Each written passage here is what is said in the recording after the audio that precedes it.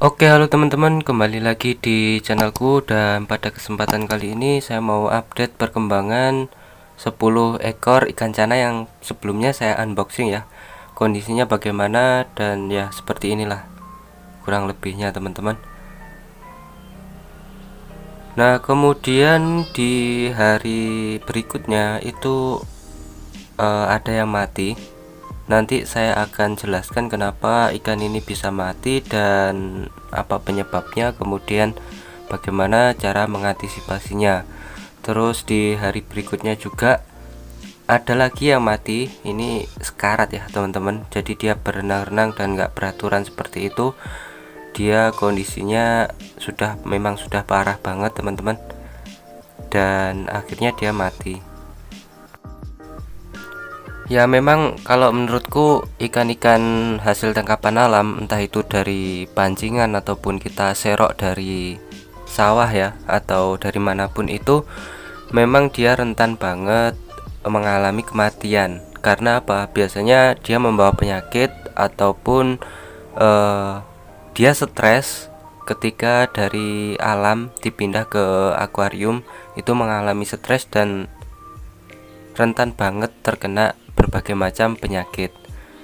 Nah, ada beberapa kemungkinan yang terjadi pada ikan-ikan saya. Oke, kemungkinan yang pertama itu karena ikan saya terlalu padat ya. Jadi di dalam akuarium kecil ini akuarium ukuran 50 kali 25 kali 25, itu terlalu padat. Jadi di dalam akuarium ada 10 ekor ikan cana dan kemungkinan itu terlalu padat untuk populasinya, sehingga mereka itu, karena mereka juga teritori ya, yang artinya saling menyerang satu sama lain, akhirnya mereka saling menyerang gitu teman-teman, saling menyerang dan timbul luka di bagian tubuhnya. Itu yang pertama. Kemudian luka-luka ini itu jadi kan luka terbuka ya teman-teman, dan itu menyebabkan banyak banget parasit, mungkin parasit atau sejenis. Kalau di sini disebutkan itu bisa jamur, bisa terinfeksi jamur, kemudian bisa terinfeksi bakteri ataupun parasit, sehingga tubuh yang luka itu mengalami yang namanya borok ya, borok pada ikan. Nah, borok pada ikan sendiri bisa ditandai dengan adanya bercak merah pada tubuh si ikan. Bercak merah seperti borok lah, seperti borok pada umumnya. Dan itu bisa menyebabkan kematian ya teman-teman. Jadi harus berhati-hati juga. Kemudian yang kedua itu dia terkena jamur teman-teman. Itu banyak banget terlihat. Nah, yang mati itu bisa terlihat nggak kalau tubuhnya itu berwarna merah, ada sebagian yang berwarna merah, dan itulah yang disebut dengan borok pada ikan ya. Oke, kemudian untuk ciri-ciri borok ikan itu seperti apa sih? Jadi secara mudahnya borok ikan itu seperti bercak merah. Nah, ini bisa disebabkan oleh ikan itu memang awalnya sudah terluka. Terlukanya itu mungkin bisa karena berkelahi dengan ikan lainnya yang menyebabkan terjadinya luka dan bercak merah. Kemudian bercak merahnya ini atau lukanya ini itu terserang penyakit atau bakteri. Bakterinya berupa Aeromonas dan Pseudomonas. Nah, biasanya bakteri ini menyerang pada organ bagian luar ya. Bisa bagian luar ataupun bisa bagian dalam dari si ikan. Ciri-cirinya adalah pendarahan pada bagian tubuh yang terserang, misalnya sisik yang terkelupas ataupun pada bagian perutnya ya. Nah, kemudian untuk ciri yang kedua, biasanya ikan itu kalau terkena borok ikan pasti akan lemah dan sering muncul ke permukaan. Nah, oke teman-teman, itu sedikit ciri-ciri dari borok ikan itu seperti apa dan penyebabnya itu apa, kurang lebihnya seperti itu. Kemudian kita bahas mengenai bagaimana sih cara menanganinya atau mengantisipasi agar ikan itu tidak terkena borok atau bercak merah seperti itu.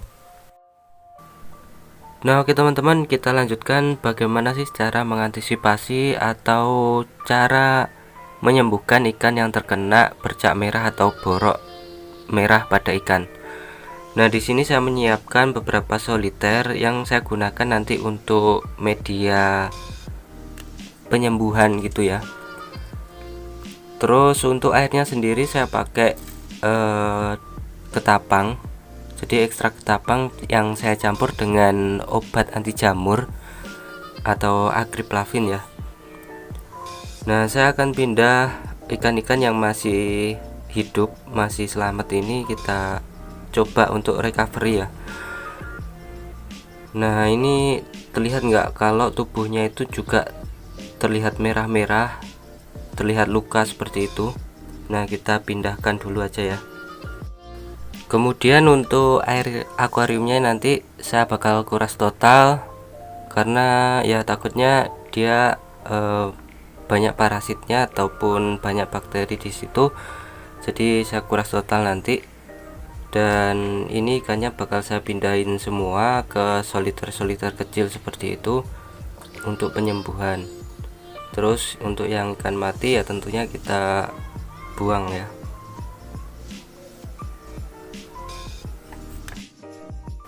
Oke teman-teman, ini ikannya sudah saya pindahkan semua. Nah seperti ini untuk sementara saja.